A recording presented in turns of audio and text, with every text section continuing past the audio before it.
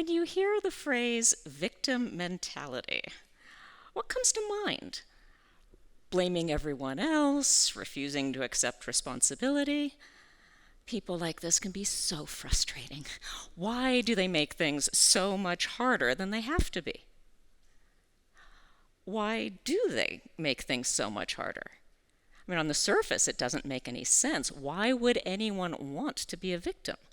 There has to be some reason. So, what circumstances might contribute to developing a victim mentality?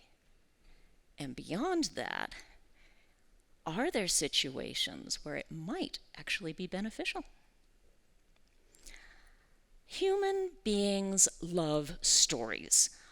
Our brains are constantly making connections, constructing narratives, assigning meaning to things. And these stories provide a framework to help us comprehend the complexity of our lives. However, especially when we're young, our stories are limited by what we know. For example, if someone grows up in poverty, maybe there's addiction, violence, random people coming and going. Maybe there's food in the house, maybe there isn't. Maybe they come home from school and the power's been turned off again.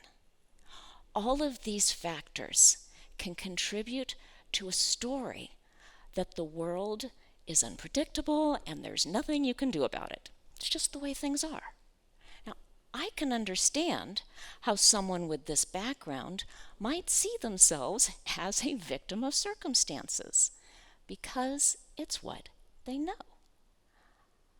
But having a victim mentality be actively beneficial? Hear me out. Even more important than the stories we create about the world are the stories we tell about ourselves.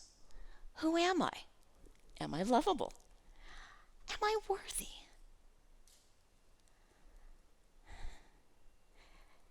Imagine a child who has been deeply betrayed by someone they trust, someone who was supposed to care for them, a neighbor, babysitter, an uncle. Imagine that as this child is struggling to make sense of what happened, they might think they have a choice. Either they are a victim or they deserved what was done to them. Just sit with that for a moment. That wound is still there as the child grows up and becomes an adult.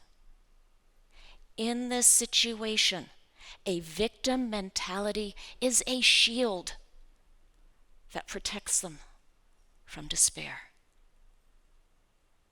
This is why when other people try to push them to take responsibility, they push back. Inside, they are screaming, "You don't understand. If I am not a victim, that means I deserved what happened. If I am not a victim, then I am broken. I am dirty. I am nothing." This is why, if we truly and sincerely want to help survivors of trauma to move beyond a victim mentality, we first need to mindfully and compassionately acknowledge these hidden stories. We need to reassure them they did not deserve what happened, that while they may have been victimized, that was something that was done to them, not an indictment of who they are. We need to give them a safe place where they can uncover these hidden fears, a place where they can grieve, or they can rage, where they can fully express themselves in whatever way helps them believe that they matter. Their experience matters. It's not something that can be forced, but it is something that can be nurtured. Sometimes it only takes one person who believes in them more than they believe in themselves to plant that seed of healing. Just one person to look them in the eye and say, "You matter."